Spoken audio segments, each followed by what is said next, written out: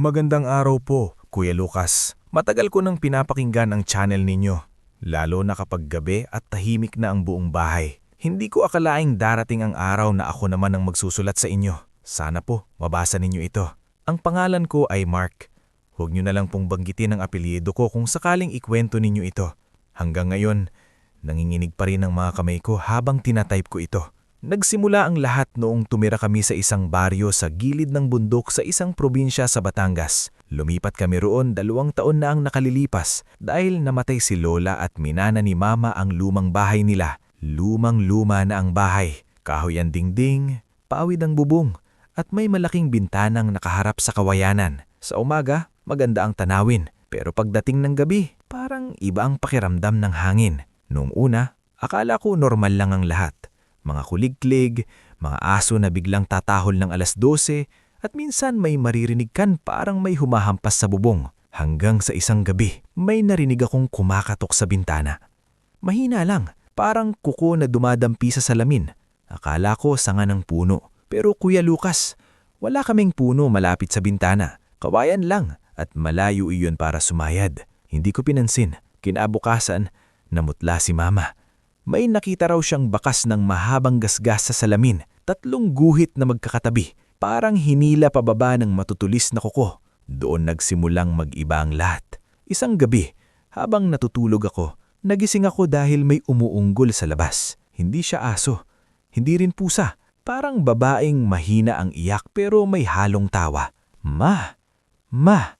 Mahinang tawag. Ginaya niya ang boses ni Mama. Alam kong hindi si Mama. Kasi naririnig kong humihilik siya sa kabilang kwarto. Dahan-dahan akong lumapit sa bintana. Hindi ko alam kung bakit. Parang may humihila sa akin at doon ko siya nakita. Isang babaeng nakayuko sa ilalim ng bintana. Mahaba ang buhok, halos sumayad sa lupa. Maputla ang balat. At ang pinaka hindi ko makakalimutan, baliktad ang mga paa niya. Nasa likod ang mga sakong.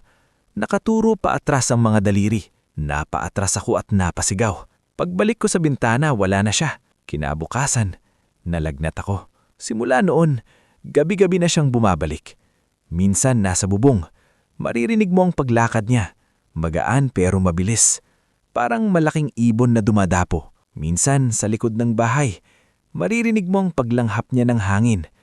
Malalim, mabagal. Isang gabi, nagising si Papa at nagmura ng malakas. May nakita raw siyang anino na dumaan sa harap ng pintuan. Sabi niya, akala niya tao. Pero ang taas daw. Halos sumayad sa kisami. Dumating ang pinaka nakakatakot na gabi. Brownout. Walang ilaw sa buong baryo. Tahimik. Walang kuliglig. Walang aso. Parang pinatay ang tunog ng mundo. Nasa kwarto ako nang narinig ko ang pagbukas ng bintana. Hindi siya bumukas ng todo. Isang maliit na siwang lang. Pero sapat para may pumasok na malamig na hangin. Naamoy ko ang bulok na amoy. Parang nabubulok na karne na binabad sa putik. Hindi ko makagalaw. May humawak sa paa ko. Mahaba ang daliri. Magaspang ang balat. Dahan-dahan niya akong hinihila papaba ng kama. Gusto kong sumigaw pero walang lumalabas na boses. Sa gilid ng mata ko, nakita ko siyang nakasilip mula sa ilalim ng kama. Nakabaliktad ang ulo niya. Numiti siya. Mahaba ang ngipin niya. Parang aso pero mas matutulis. Bumulbol siya. Sa susunod, ikaw na. Biglang bumukas ang ilaw. Bumalik ang kuryente. Nawala siya. Pero may marka ng kamay sa bukong-bukong ko. Maitim at namamaga. Kinabukasan, pumunta si Mama sa albularyo. Sabi ng matanda, may nakatira raw na aswang sa lumang puno ng balete malapit sa sapa.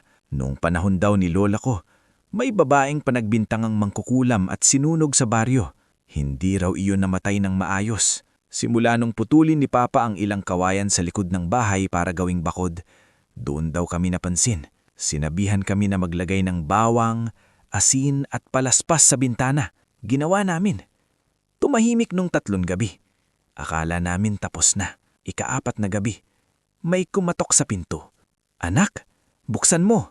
Ako to. Boses ni Mama. Pero nasa kusina si Mama. Naririnig kong humuhugas siya ng pinggan. Anak! Mas malapit na ang boses. Parang nasa mismong likod ng pintuan ko. Dahan-dahan kong sinilip sa siwang ng pinto. Nakatayo siya roon. Kamukha ni Mama. Pero masyadong maputla ang balat at hindi kumikindat ang mga mata. Nakangiti lang. Buksan mo na.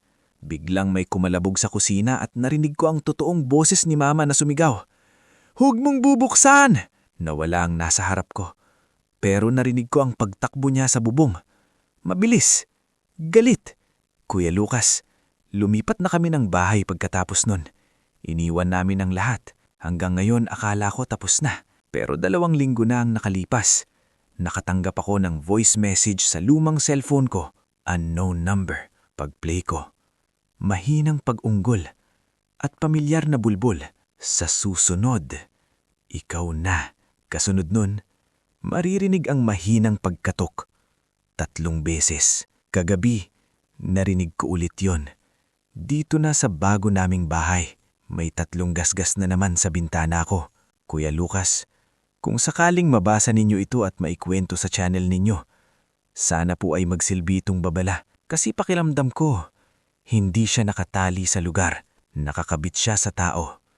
At sa tuwing may nanunood ng kwento tungkol sa kanya, mas lumalakas siya. Kung sakaling may marinig kayong pagkatok sa bintana habang binabasa ninyo ito, huwag kayong lilingon agad. Hintayin niyong tumahimik dahil kapag sumagot ka, malalaman niyang nakikita mo siya. At kapag alam niyang nakikita mo siya, hindi na siya aalis. Maraming salamat po Kuya Lucas. Sana'y hindi ito ang huli kong liham. Muli ito po si Mark. Maraming salamat Kuya Lucas.